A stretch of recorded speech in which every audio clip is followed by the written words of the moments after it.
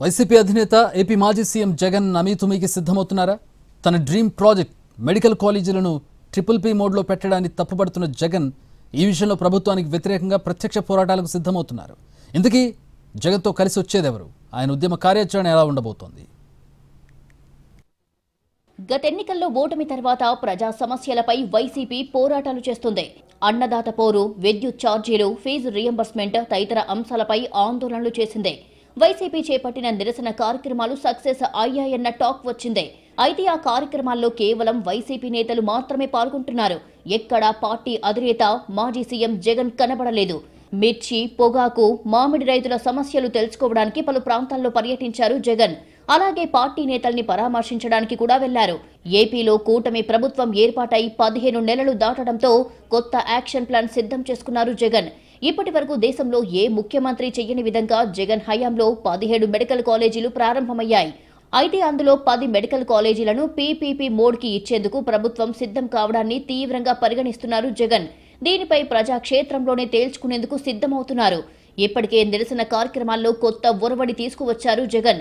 24 గంటలు, 48 గంటలు, 96 గంటల దీక్షలు చేపట్టారు. తాజాగా సూపర్ 6 వైఫల్యాలను ఎండగట్టేందుకు కార్యాచరణ సిద్ధం చేస్తున్నారు. పేద విద్యార్థులకు వైద్య విద్యను ఉచితంగా అందించాలి అన్న తన డ్రీమ్ ప్రాజెక్టుకు తూట్లు పొడవడాన్ని జీర్ణించుకోలేకపోతున్నారు జగన్.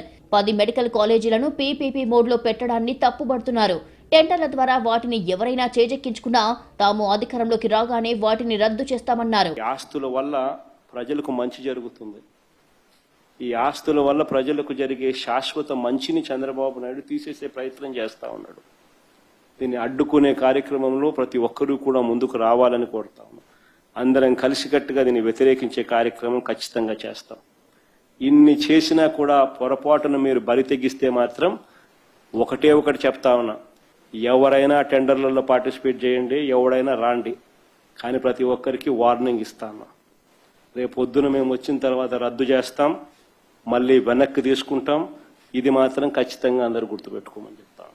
మరోవైపు ఈ అంశంలో ప్రభుత్వంపై ఒత్తిడి తెచ్చేందుకు ఆందోళన చేస్తామంటున్నారు వైసీపీ నేతలు. ఈ పోరాటంలో తమతో కలిసి వచ్చే పార్టీలు, ప్రజా సంఘాలను కలుపుకొని పోతామంటున్నారు.